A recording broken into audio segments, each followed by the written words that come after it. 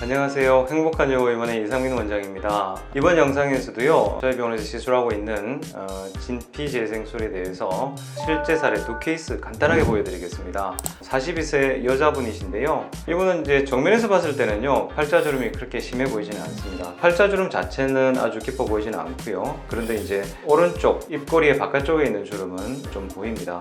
여기 이제 아시다시피 우리가 이렇게 웃거나 할 때 가장 많이 접히는 부위가 입꼬리의 바깥쪽 이 부분이죠.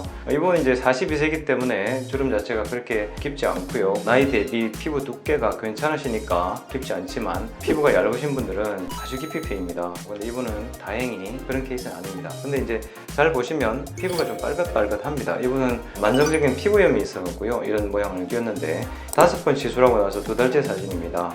다행히 이분이 피부 약도 먹고 연고도 쓰고 하면서 많이 좋아지니까 훨씬 정돈되고 깨끗한 느낌을 받습니다. 그리고 정면 사진에서는 시술 전에도 그렇게 깊이 보이지는 않았지만 후사진을 보시면 그냥 멀쩡해 보이십니다. 그래서 이제 측면에서 한번 보시도록 하겠습니다. 확실히 눈에 띄죠? 정면에서는 안 보였던 주름이 상당히 깊습니다. 이렇게 콧방울이라고 불리는 최상단에서부터 아래쪽 꼬리까지 연결이 되어 있습니다. 이런 경우들이 되게 많이 있는데요. 이 팔자주름이 왜 깊어 보이는가 하면은요, 여기 팔자 바깥쪽에 있는 볼살이 좀 처져 있기 때문입니다.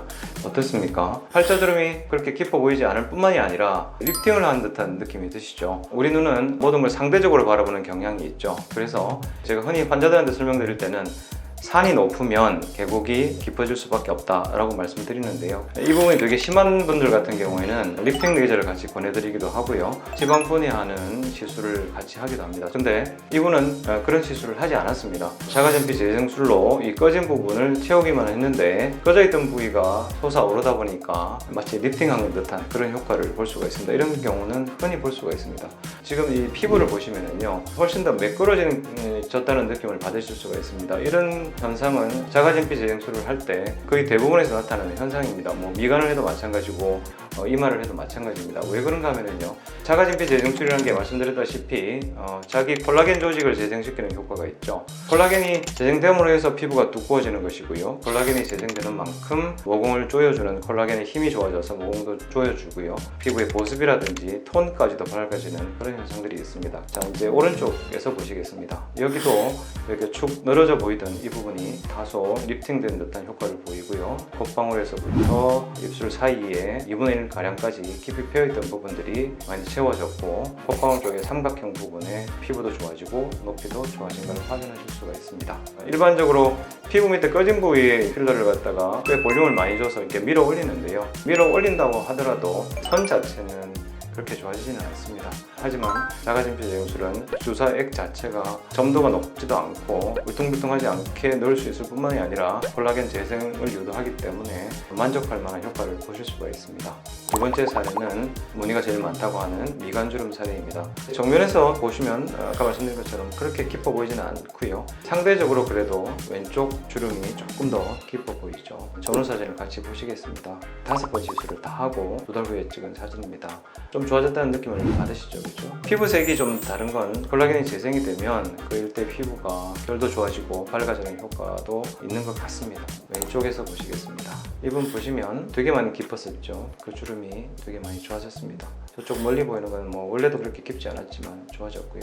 근데 이제 이 사진을 리뷰하면서 조금 아쉬움을 느꼈던 거는 메인 주름은 어느 정도 해결이 됐지만 여러 갈래의 작은 주름들이 있더라고요. 이 주름이 분명히 되는 거거든요. 그래서 나중에 이분한테는 연락을 한번 드려봤고 추가 시술을 해드리는 게 어떨까라는 생각을 리뷰를 하면서 갖게 됐습니다. 네, 오른쪽에 깊지는 않지만 잔주름들이 좀 좋아졌고요, 왼쪽 편에 있던 그 주름이 상당히 좀 깊죠. 정면에서 봤을 때하고는 비교할 수 없을 정도로 깊습니다. 만약에 이게 전체가 주름이었다면 조금 더 빨리 한 3번이나 이 정도 좋아졌을 텐데 5번까지 간 거는 여기에 흉하고 연관된 그런 조직이 있어서 그런 것 같습니다. 어쨌든 거의 해결이 됐고요, 환자분은 다행히 이 정도에서 되게 만족하셨습니다. 저희한테 상담 오셔갖고요, 가장 많이 질문하는 것 중에 하나가 효과가 영구적이냐, 얼마나 오래 가느냐, 이걸 많이 물어보시거든요. 흉터 같은 경우에는 반영구적이라고 말씀드립니다. 왜냐하면 흉터는 표정하고 관계없는 거 아닙니까? 자가진피 재생술을 통해서 조직을 재생시켜서 주름을 없앨 수는 있습니다. 그런데 또 표정을 반복적으로 계속 동일 부위에 짓게 되면 또 언젠가는 생기겠죠.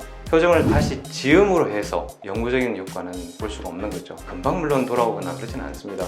근데 이제 문제는 뭐냐면은 팔자주름이라든지 입가주름입니다. 팔자 바깥쪽에 있는 볼살이 처지면은 그게 이제 높이가 높으니까 상대적으로 아래쪽이 커져 보이지 않겠습니까? 그런 경우는 리프팅 시술을 하시는 게 좋고, 팔자보다도 더 문제가 되는 거는 바로 입꼬리 바깥쪽에 있게 생기는 반월형 주름입니다. 거기는 표정을 굉장히 많이 늘 자주 짓는 부위 아닙니까? 그러니까 그건 이제 다시 접히기 시작하죠. 그래서 절대 영구적 혹은 반영구적이라고 말씀드리지 못합니다. 그래서 제가 이제 환자분들이 말씀드리기를 다시 좀 생기기 시작하면 그냥 한 번 정도 소위 말하는 터치업 개념으로 하시면 좋은 상태를 계속 유지할 수 있다고 말씀드립니다. 딱 두 케이스였습니다. 그죠? 가장 많이 시술 받으시는 팔자주름과 미간 케이스였습니다. 아까 말씀드린 것처럼 깊은 흉터만 없다면 5회 미만으로 되는 경우도 굉장히 많이 있습니다. 그리고 잔주름까지도 없을 수 있습니다. 자가진 BJ 수술 제가 한번 강력하게 감히 권해드립니다. 이상 행복한 여고의원의 이상민이었습니다. 감사합니다.